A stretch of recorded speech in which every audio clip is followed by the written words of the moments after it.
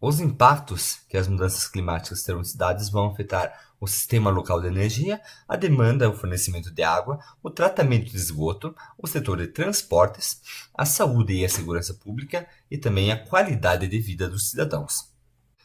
A maioria das cidades brasileiras já tem problemas ambientais, tais como inundações, deslizamento de terra, ondas de calor e problemas no fornecimento de água potável. E a tendência é que esses problemas apenas se agravem com as mudanças climáticas. As regiões urbanas do Brasil que possivelmente serão mais afetadas pelas mudanças climáticas são as cidades costeiras do Nordeste e algumas cidades sertanejas também, Manaus, Brasília e cidades no interior mineiro e goiano, e as metrópoles do sudeste do país. Os impactos da temperatura em áreas urbanas começam pelo aumento da demanda energética devido ao maior uso de controladores térmicos, como ar-condicionado e aquecedor. Além disso, também deverá ocorrer um agravamento de ilhas de calor urbana e de ondas de calor, o que afetam diretamente a qualidade de vida dos cidadãos e podem aumentar os índices de mortalidade pelo calor. Vale ressaltar que as temperaturas da superfície em áreas pavimentadas é nitidamente maior do que em áreas vegetadas. Isso ocorre porque a vegetação, da radiação que incide sobre a vegetação, parte dela é convertida em biomassa e não em calor.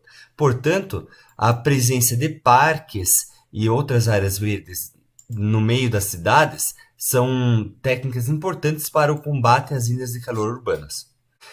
Eventos de precipitação extrema em áreas urbanas levarão ao agravamento e aumento da frequência de enchentes dos rios, o que pode levar a eventos de inundações e enxurradas, também como o deslizamento de encostas e problemas com abastecimento de água potável, assim como danos estruturais nas edificações e contaminação dos corpos da água pela poluição das estradas que é carregada para os rios. Eventos climáticos extremos, como furacões e tempestades, causam severos danos à infraestrutura urbana. Os vendavais, por exemplo, causam destelhamento das casas, problemas na rede elétrica, derrubada de árvores. Também podem ocorrer maiores problemas de alagamentos e inundações, e em áreas costeiras também estarão sujeitas à erosão costeira devido à invasão de ondas. A elevação do nível do mar ocasionará a redução das faixas de areia nas praias, assim como a invasão de ondas, o que leva a inundações costeiras, destruição de benfeitorias públicas e fortes ressacas do mar. Tudo isso é muito ruim para o turismo das cidades litorâneas. Também pode ocorrer a salinização das fontes de água através da intrusão salina nos rios e nos aquíferos. Também ocasionam-se danos estruturais às edificações e as estratégias de adaptação das cidades litorâneas ao aumento do nível do mar implica em altíssimos custos. Neste estudo, em um sítio arqueológico romano no litoral da Itália, eles utilizaram os dados do IPCC sobre o aumento do nível do mar e assim temem que, mesmo num cenário mais leviano quanto num cenário mais grave, ocorrerá a invasão do mar sobre o sítio, levando à destruição do sítio do patrimônio histórico.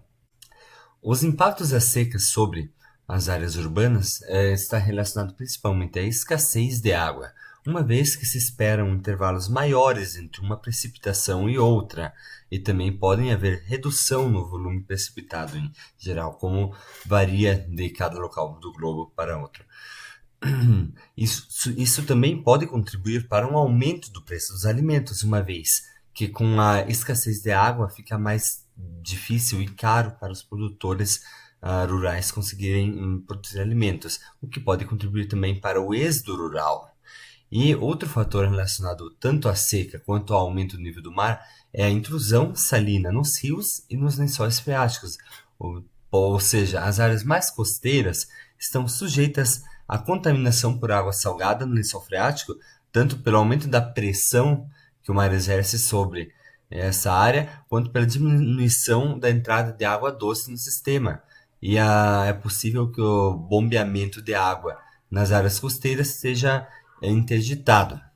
e também a intrusão salina nos rios pode provocar uma série de problemas ambientais. Quanto às ações necessárias nas cidades para o enfrentamento do aquecimento global, sabe-se que o aquecimento global é apenas uma questão na agenda de solução de problemas das cidades. Porém, as cidades têm um papel fundamental no enfrentamento dessas mudanças climáticas. Pensa-se em estratégias de mitigação e de adaptação às mudanças climáticas a curto prazo e também estratégias de planejamento ao longo prazo para enfrentar as consequências do aquecimento global e construir um futuro melhor no que diz respeito ao clima. As estratégias de mitigação se dizem a respeito da redução das emissões diretas e indiretas de gases de efeito estufa e o aumento do sequestro de carbono. As estratégias de adaptação consistem na diminuição dos impactos das mudanças climáticas através de ajustes no ambiente urbano e construção de infraestrutura e outras políticas. O enfrentamento do aquecimento global nas cidades exigirá políticas de mitigação e de adaptação às mudanças climáticas. Isso deve ocorrer tanto de grande escala, como escala global e nacional, quanto de pequena escala, a nível regional e municipal. A ciência também tem muito a contribuir no enfrentamento do aquecimento global através do desenvolvimento de novas tecnologias que venham tanto a ajudar na mitigação quanto a adaptação. E cada cidadão pode contribuir por si para diminuir as emissões de gases de efeito estufa, pois a ação conjunta de todos pode levar a excelentes resultados. Os setores das cidades que estão envolvidos com o aquecimento global e que deverão ser dado atenção a eles, tanto para as políticas de mitigação e adaptação, são os setores de energia e eletricidade, o de transporte, a edificação e construção civil e a indústria. Este gráfico representa a projeção das emissões de carbono para cada setor no século XXI, para 2030, 2050 e 2100.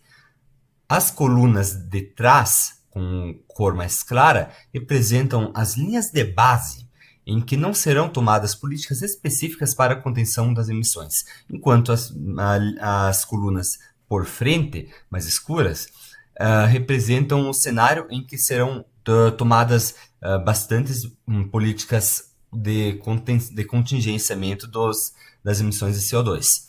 Pode-se observar que o setor energético de eletricidade, principalmente, é o que tem maior potencial tanto na elevação das emissões de gás carbônico quanto na redução. Quanto ao setor de energia, as políticas globais e nacionais devem mirar a diversificação e a modernização da matriz energética, buscando sempre por fontes mais eficientes na captação de energia. Para isso, é importante que mirem a participação de fontes renováveis de energia, tais como a solar, a eólica, a nuclear, a hidroelétrica e pequenas centrais hidroelétricas, a biomassa, a geotérmica e outras tecnologias que venham a surgir. Para casos em que não seja possível a completa cessão do uso de combustível fóssil, é possível mirar na utilização de combustíveis fósseis com mais alta eficiência e menor peso de carbono e também sistemas híbridos. Quanto à cadeia da eletricidade, deve-se pensar em eficiência energética em todos os processos dessa cadeia, na geração, na transmissão e na utilização dessa energia elétrica. A geração deve ocorrer com a mais alta eficiência possível, visando a captar um máximo dos recursos naturais que eles têm a oferecer, minimizando as perdas. A transmissão deve transmitir essa energia com o mínimo de perdas possível. O desenvolvimento tecnológico pode ajudar ao tentar encontrar e desenvolver supercondutores que atuem nas condições naturais de temperatura. Também é interessante que hajam requisitos de eficiência energética para equipamentos eletrônicos disponíveis para os consumidores. Quanto à gestão das unidades geradoras de energia a nível nacional e regional, é importante mirar a descentralização das unidades geradoras, levando a uma melhor distribuição dela sobre a região, o que diminui a necessidade de longas distâncias de transmissão e menos perdas nesse sentido. Também de aproveitar melhor o potencial energético da região. É, Busca-se também estratégias de armazenamento de energia para que possa ser utilizada em períodos onde as fontes de energia não têm uma oferta tão grande, e também um controle inteligente da gestão dessa energia. Para isso, é importantíssimo a intercomunicação entre os modais. Por exemplo, em uma região onde há potencial hidroelétrico e solar, deixar as usinas solares trabalhando no período diurno e frear um pouco as hidrelétricas para que à noite aproveite-se mais a energia hidrelétrica e tenha maior acúmulo da água no reservatório. Quanto às políticas globais no setor de transporte, a primeira premissa é a redução da utilização de combustíveis fósseis e aumento da eficiência energética. Isso se dará pelo incentivo e desenvolvimento tecnológico de veículos elétricos, veículos híbridos, utilização de biocombustíveis e motores de hidrogênio, motores com maior eficiência energética, veículos mais leves. Porém, tem que se atentar na utilização de veículos elétricos à matriz energética da região, pois de nada adianta o veículo não emitir gás carbônico se a eletricidade que o alimenta tem um peso de carbono.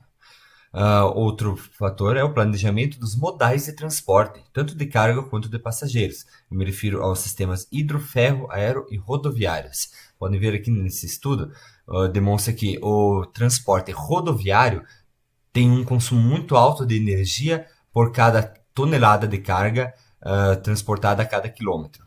E da mesma maneira, proporcionalmente, temos uma maior emissão de gás carbônico para a atmosfera, também por tonelada por quilômetro. Enquanto o transporte ferroviário é muito mais eficiente em quesito de energia e também em emissão de CO2 do que o rodoviário.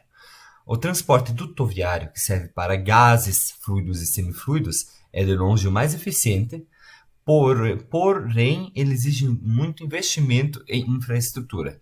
O transporte aquaviário, tanto fluvial quanto marítimo, tem uma altíssima eficiência, melhor do que o ferroviário, porém tem as limitações de que locais que têm essas vias possibilitadas pelos rios navegáveis.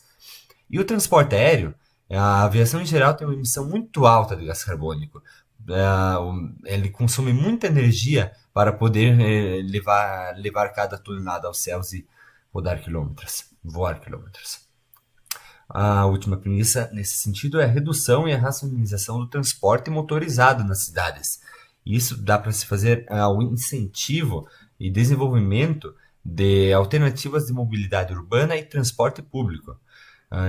Isso dá pelo investimento em ciclovias, a melhoria do transporte público em geral, incentivo a carpool, que é o compartilhamento da viagem, e outros veículos individuais elétricos de aluguel, que softwares estão permitindo essa nova tecnologia atualmente em grandes centros.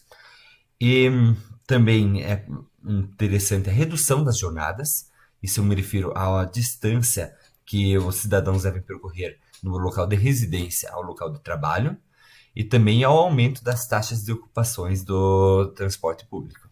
Quanto ao impacto do setor industrial no aquecimento global, é possível visualizar nesse estudo feito na União Europeia que as indústrias mais poluidoras, pois têm maior consumo de energia e, portanto, maior emissão de gases de efeito de estufa, são a indústria siderúrgica, a indústria química, a indústria de vidro e cerâmica, a indústria alimentícia e de papel e celulose. Isso pode variar para cada país, dependendo das atividades econômicas realizadas no tal. As políticas globais para a mitigação do aquecimento global, voltada pelos impactos da indústria, primeiro cita-se a redução, basicamente a redução da emissão de gases de efeito de estufa através da substituição dos combustíveis fósseis por fontes mais renováveis. Do mesmo modo, para alguns setores industriais que utilizem halocarbonetos nos processos, é interessante que visem uma substituição desses halocarbonetos como o CFC para, através do desenvolvimento tecnológico, para evitar problemas com a redução do ozônio troposférico. E um dos principais fatores envolve a melhoria da eficiência energética dos processos industriais e a diminuição da intensidade de carbono. Isso se dá através da melhoria do isolamento e do melhor aproveitamento do isolamento térmico e melhor aproveitamento do calor nos processos industriais a quente. Também é importante um aumento da eficiência no uso da matéria-prima visando a redução dos desperdícios. As indústrias devem focar em gerar produtos manufaturados com maior eficiência e durabilidade desses materiais, que exigirá menor necessidade de substituição ou reposição. Também deve-se incentivar a reciclagem de materiais e tudo isso para que reduzam-se as demandas de produtos descartáveis.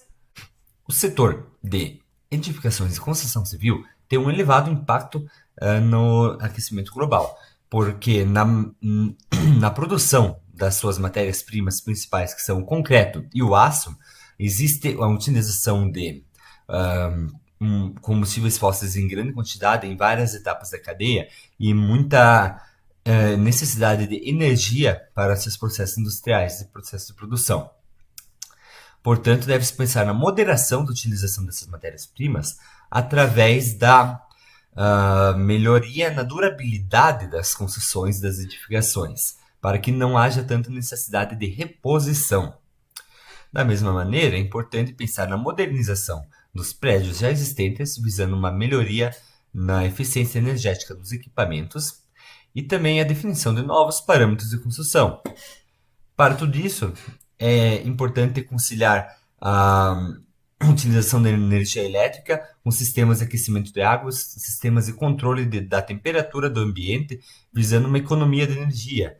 Também é interessante a integração da iluminação artificial com a natural para diminuição da necessidade de iluminação e vários parâmetros que aumentem a eficiência energética das construções. Agora, quanto às políticas de adaptação que vão ter que ser tomadas dentro do setor de edificações e construção civil, pensa-se em materiais que favoreçam o controle térmico para o enfrentamento de ilhas de calor e ondas de calor. Assim, que as edificações tenham um melhor isolamento térmico, assim, aproveitamento também dos controles de temperatura do ambiente. Telhados verdes reflexivos, são telhados brancos, que diminuam a transformação de energia luminosa em energia térmica e o menor aquecimento das superfícies. E desenvolvimento de novas tecnologias para o combate de ilhas de calor. Quanto a eventos de alta precipitação, é importante a utilização de pavimentos permeáveis associados a uma boa drenagem, de maneira que evitem inundações no futuro. Quanto às políticas municipais do setor de energia, um importante fator é a iluminação pública, que deve ser visada em aumentar sua eficiência através da substituição das lâmpadas convencionais por lâmpadas LEDs e lâmpadas de maior eficiência. Também o incentivo à instalação de painéis solares, tanto nos locais públicos quanto particulares, e a conscientização da economia de energia para a população, visando otimizar a energia durante o dia, o consumo, pelo menos residencial e comercial.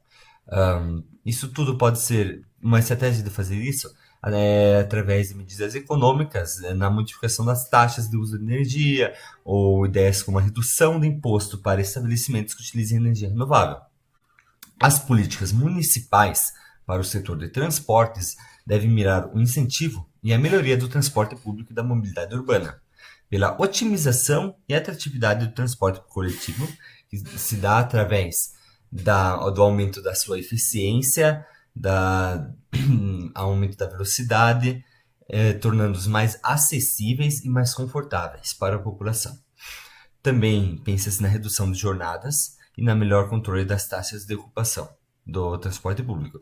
O adensamento urbano também pode auxiliar, principalmente na redução de jornadas, ou seja, construir os bairros mais adensados, maior densidade populacional.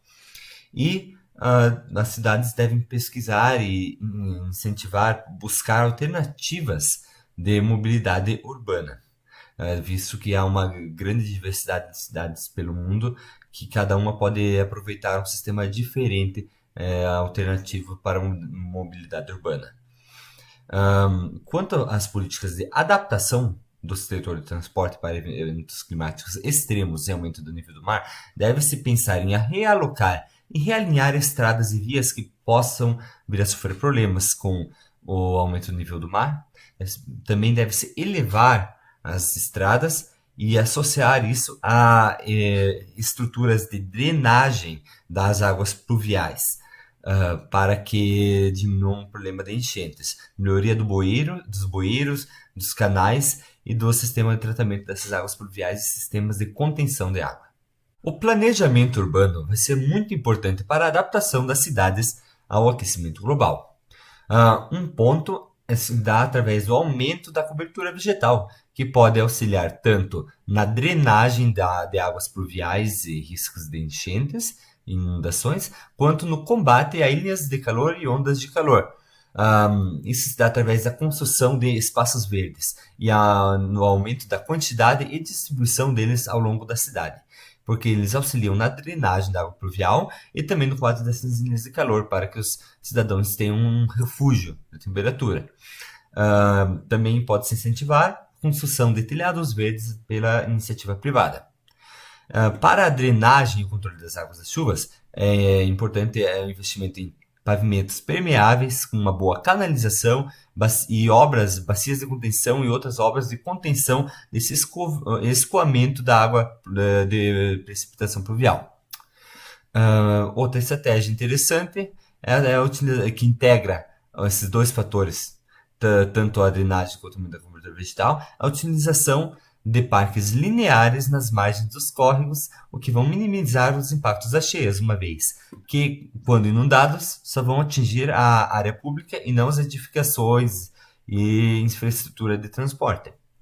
Para áreas costeiras que tenham risco de inundação através do aumento do nível do mar, vai ser importante o alto investimento em obras de proteção para o nível do mar nas cidades, tais como dunas e barreiras. Também é importante a elevação das edificações e a restrição da expansão urbana sobre áreas que sofram e que estejam nessa área de risco de inundação. Também é importante a realocação de pessoas que já estejam assentadas nessas áreas de risco. O mesmo vale para áreas de risco e propensão a inundações pluviais e fluviais, a deslizamentos de terra e a incêndios. Também deve ocorrer a restrição do desenvolvimento da cidade nessas áreas e a relocação das pessoas que já vivem nelas. Deve pensar também na otimização da utilização da água, na otimização do uso da água, através de tecnologias de armazenamento de água potável, através da utilização da água da chuva e reutilização das águas dentro das edificações, dessalinização da água do mar, aproveitamento da água pluvial e principalmente a redução dos desperdícios. Além das políticas públicas que devem ser tomadas para a adaptação e a mitigação do aquecimento global, existem várias atitudes que os cidadãos também podem tomar para combater as mudanças climáticas e adaptar-se a elas, principalmente quanto às estratégias de mitigação através da redução da emissão de gases de efeito estufa, ou pelo menos a nossa participação nisso. Essas atitudes envolvem mudanças nos hábitos de consumo e hábitos de vida, no modo de trabalho, nas crenças e em algumas decisões individuais. As ações individuais nos meios de transporte envolvem a redução ou a substituição da necessidade de transporte aéreo, visto que a aviação tem um altíssimo peso no aquecimento global. Para isso, pode-se optar na utilização de trens para viagens de longa distância, ou simplesmente, quando disponível, ou simplesmente reduzir a frequência dessas viagens longas. E em meios profissionais, pode-se tentar diminuir o transporte aéreo na realização de reuniões virtuais, quando se requer a vinda de pessoas de outras cidades. Cada cidadão pode contribuir também no enfrentamento ao aquecimento global, ao diminuir seu uso de veículo individual. Para isso, pode-se optar por transporte público coletivo ou aproveitar as bicicletas ou outras alternativas de transporte individual, oferecer ou pegar caronas e utilizar veículos compartilhados. Também pensar na redução e na otimização das jornadas, como, por exemplo, quando for ao centro da cidade, tentar resolver tudo de uma vez para evitar um retorno dessa longa jornada. Quando for pensar em comprar um novo automóvel, quando for realmente necessário, dar preferência para automóveis mais econômicos, mais leves, veículos elétricos se não tiver disponibilidade e abastecer com biocombustíveis. Outra maneira legal de combater o aquecimento global é aproveitar a internet através do trabalho em casa, home office, ou ensino à distância, homeschooling, e a utilização de reuniões virtuais. As mudanças nos hábitos de consumo para enfrentamento do aquecimento global envolvem a estimulação da produção local e próxima, pois não exige o transporte a longa distância, a opção por bens mais duráveis, de menor necessidade de substituição, quando for construir um imóvel, uma edificação, visar a durabilidade do imóvel e a eficiência energética de tal, através de maior investimento em tecnologias de isolamento e de reutilização de água e equipamentos eletrônicos com maior eficiência. Para a gestão de resíduos, deve-se preconizar a redução da geração de resíduos e a reciclagem. Caso possível, sempre que possível, priorizar o consumo de produtos das empresas que são comprometidas com as mudanças climáticas.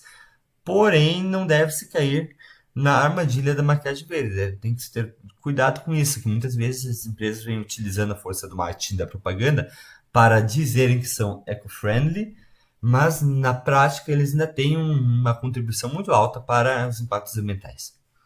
Você também pode pensar em modificar seus hábitos de vida visando a economia da água e da energia, isso através do uso racional e moderado desses recursos. E também na utilização de equipamentos de maior eficiência energética. Esse gráfico demonstra o peso que cada um desses equipamentos eletrônicos tem sobre o consumo de energia dentro de um dia nas nossas residências. E, entendendo essa relação, você pode adequar seu modo de vida a economizar energia, pensando na mudança do horário dos banhos e na lavagem de roupas com moderação, com menos frequência. Também é interessante investir em painéis solares, quando a sua residência permite isso. Outro assunto polêmico, mas também de grande peso no aquecimento global, é a decisão da quantidade de filhos que você deseja ter. Pois a superpopulação é de fato a principal causa dos impactos no meio ambiente em geral, pois no último século foi possível observar um aumento da população mundial proporcional às emissões de gases de efeito estufa e impactos gerais no meio ambiente. Isso devido ao hábito de vida das pessoas, que leva de qualquer maneira a emissão de gases de efeito estufa, através das atividades humanas de transporte, alimentação e uso da energia elétrica. Em média, calcula-se que cada pessoa a menos na próxima geração contribuirá com uma redução de mais do que 5% de toneladas de gás carbônico por ano. Selo TANS de aprovação. Quanto a decisões individuais que envolvem o dinheiro ou o trabalho no enfrentamento do aquecimento global, quando você é investidor, você pode pensar em investir nas empresas que têm um foco na redução dos impactos ambientais, em vez de investir apenas visando a especulação financeira. Quando se tem uma empresa, você pode adequar sua empresa e seus funcionários para diminuírem seus impactos. Você pode favorecer o trabalho virtual, diminuir a necessidade de deslocamento, organizar a logística da empresa e buscar soluções tecnológicas. Quando você é trabalhador, pode-se adequar sua rotina e seu modo de trabalho a ter menos impacto, ao utilizar o transporte público e a carona com os colegas de trabalho, e utilizar a criatividade para propor novas ideias para a melhoria dos processos produtivos. E todo cidadão pode ajudar no enfrentamento das mudanças climáticas ao financiar projetos de sustentabilidade e fazer doações a entidades que tenham esses fins. De considerações finais, eu acredito que vamos sentir na pele e no bolso os efeitos das mudanças climáticas. Também acho que as mudanças nos hábitos e nos estilos de vida das pessoas serão necessários para a mitigação e adaptação às mudanças climáticas. Acredito que a ciência e a tecnologia terão um papel fundamental e muito a contribuir nos próximos tempos, pensando em desenvolvimento de novas tecnologias e estratégias para o enfrentamento das mudanças climáticas e de outros problemas ambientais. E, no geral, a humanidade vai prevalecer, mas haverão consequências de nossos atos. Eu acredito que mudanças de paradigmas farão-se necessárias para um futuro melhor pensando em clima. As ações necessárias para a mitigação e adaptação às mudanças climáticas se concentram em três esferas. A esfera prática envolve inovações tecnológicas e sociais, em que a ciência e a pesquisa são fundamentais na busca de novas soluções para os problemas atuais.